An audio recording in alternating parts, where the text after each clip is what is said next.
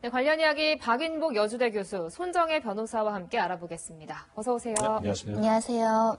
네, 조금 전에 박사방 공동 운영자 붓다 강훈의 얼굴 저희가 보여드렸는데 이 강훈의 육성과 얼굴 저희가 영상으로 다시 한번 준비를 했습니다. 먼저 그 모습 함께 보시죠.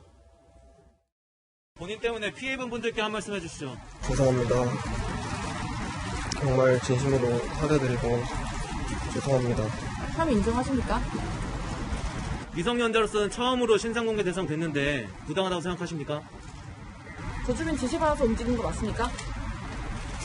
집행검진 신청 기각됐는데 이에 대한 생각 어떠십니까?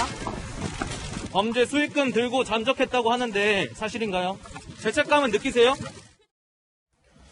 변호사님, 정말 누가 봐도 좀 앳된 10대긴 하네요, 얼굴은요. 굉장히 상징적인 의미가 있습니다. 일단 예. 미성년자가 이 신상공개 제도를 통해서 신상이 공개된 게 역사적으로 처음인 사건이고요. 네. 그만큼 엠번방 사건의 사건의 재질이 굉장히 좋지 않고 사회적으로 사건의 중대성이 있다라는 점이 인정이 된 것이고, 뭐 온라인상에서 이렇게 이제 인터넷이나 여러 가지 직접적인 어떤 신체적 가해 행위를 하지 않는다고 하더라도 이 성범죄, 특히 성착취 영상을 제작함으로 인해서 우리 사회에 얼마나 공포심을 야기했는지도 단적으로 보여주는 사건입니다. 네네. 모습은 앳돼 보일지 모르겠지만 이 사람이 행한 행위 자체는 엠번방에서 주요 핵심적인 역할을 했다는 것이고요. 그렇죠. 유료 회원을 모집하고 범죄 수익을 은닉하고 전달하는 구체적인 어떤 활동을 했다라는 것이 알려지고 있습니다. 나아가서는 저렇게 앳돼 보이는 얼굴을 가지고 있지만 사실은 오랫동안 이렇게 그 조주빈과 하나의 일당으로서 공범 활동을 해왔다라는 것이고요. 네. 특히 또래들 같은 미성년자들에 대해서 강요나 어떤 성착취를 통해서 이렇게 불법 행위에 가담했다. 이렇게 이제 알려지고 있는 상황이어서 매우 좀 우려되는 점이 있는데 겉모습으로는 뭐 전교 부회장을 했다라는 점도 있고요. 원래 네. 프로그래머가 꾸밀 정도로 이런 컴퓨터를 다루는데 능숙하다고 합니다. 그렇군요. 예. 본인이 장래에 가지고 있는 프로그래밍이라는 어떤 재능을 이렇게 범죄로 활용해서 이렇게 신상 공개까지 이르게 됐습니다. 네, 네. 교수님, 이 붓다, 그러니까 이 강훈의 모습이 드러난 게 이제 어제 신상공개 결정이 났기 때문인데 10대 피의자의 얼굴이 공개된 건 이번이 처음인 것 같아요. 이게 논란의 여지는 없습니까? 우리나라 그 법률에 보면요, 그 성폭력 특별법에 피해자 특별법 보면 단수 조항이 있습니다.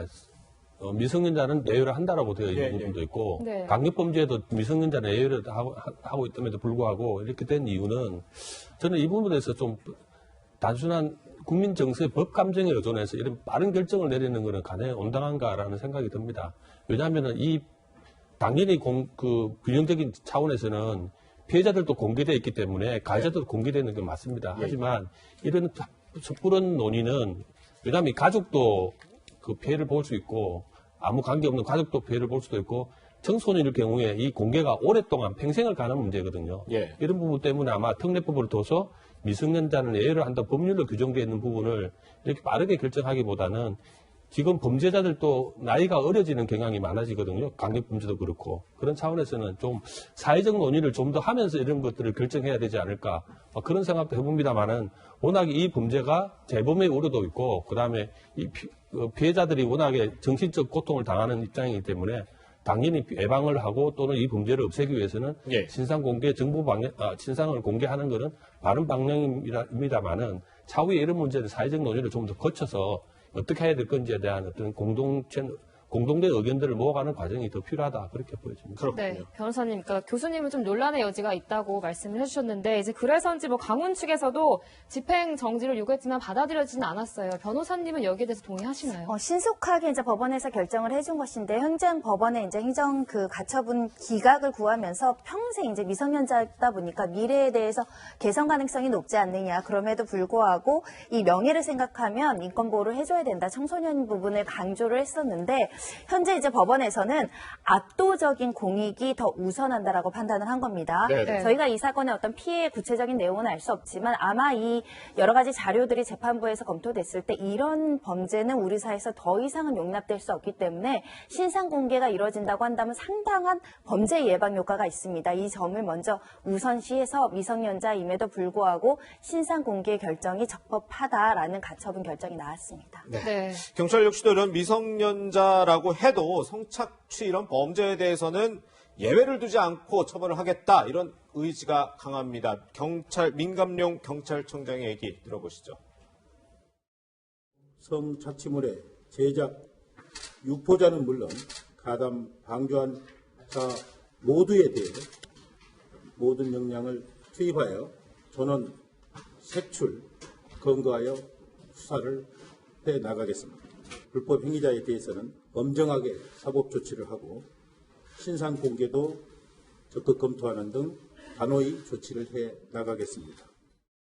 네, 이렇게 지금 조주빈의 공범들 붙다 강훈 같은 경우는 오늘 검찰에 송치가 되면서 얼굴이 공개됐고 이제 또 다른 공동 운영자 2명이 있는데 이기야라는 대화명을 쓰는 사람은 이제 군검찰에 송치가 돼 있고 이제 사마귀 같은 경우는 지금 신상 확인 중이라고 하는데 이들도 같은 기준으로 신상이 다 공개될 가능성이 크겠어요, 그러면요? 일단 이기야 같은 경우는 군검찰에서, 그러니까 군대 내에서도 이런 범죄 행위를 계속했다라는 예. 것입니다. 여전히 신상 공개 대상이 되어야 된다라고 생각을 하고 그 범행에 대해서 낱낱이 국민에게 알 권리를 제공해야 되는 것이 아닐까라는 생각이 들고요. 네.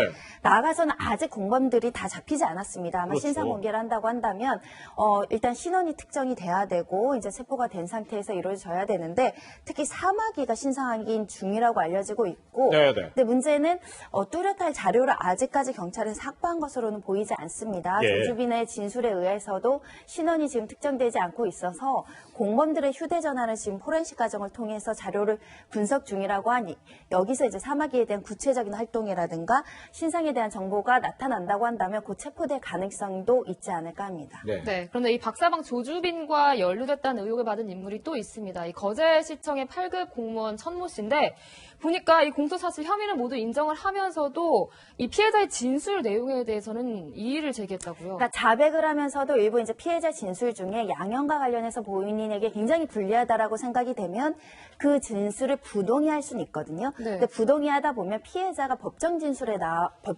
나와서 이렇게 진술한 게 사실이고 그 당시에 이랬습니다라고 증언을 서야 되는 부담을 줄 수 있습니다. 그러다 네네. 보니까 일부 양형 다툼 정도 가지고 진술 부동의하지 말고 입증 취지만 부인하면 어떻겠느냐 이렇게 조언하는 재판부도 있는데 아마 이 사람의 전략적인 것은 좀 공판 기일을 연기하고 피해자의 증인을 통해서 본인에게 유리한 양형이나 이런 것들도 다투고 특히 이렇게 공판 기일이 계속 진행되다 보면 그 중에 피해자들과 합의될 가능성이 있거든요. 예. 그러다 보면 본인이 가져야 되는 선고형이 조금 낮아질 가능성을 보고 지금 합의를 타진하고 피해자에 대한 진술을 청취하겠다 이런 증거 신청을 하는 게 아닐까라는 생각이 드는데 피해자가 나온다고 하더라도 대중에게 공개되기는 어렵습니다. 네. 이게 분리된 상태에서 비밀 유지된 상태에서 신문이 진행되기 때문에 특별히 인권 침해적인 요소들은 많이 방지할 수 있지 않을까 생각이 듭니다.